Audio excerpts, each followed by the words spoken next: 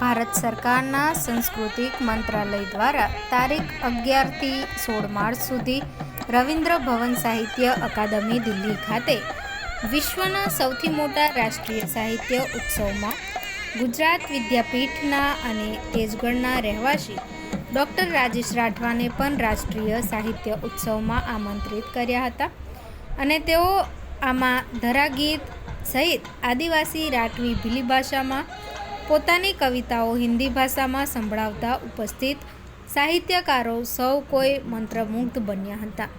સાહિત્ય અકાદમી દિલ્હી દ્વારા આયોજિત લિટરરી ફેસ્ટિવલમાં પ્રખ્યાત ગીતકાર ગુલઝાર અને વિવિધ દેશો અને વિશ્વના મહાનુભાવોની હાજરીમાં યોજાઈ હતી અને 150 જેટલા સત્રોનું આયોજન કરવામાં આવ્યું હતું.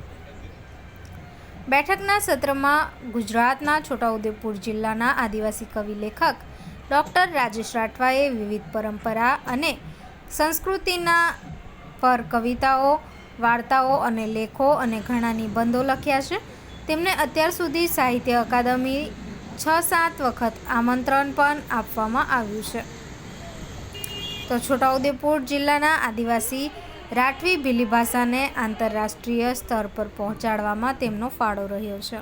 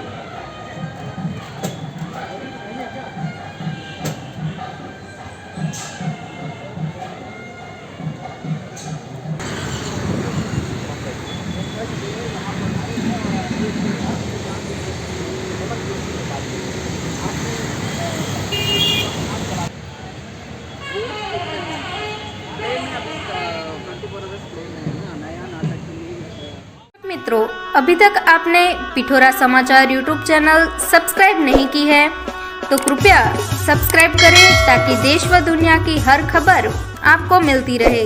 धन्यवाद.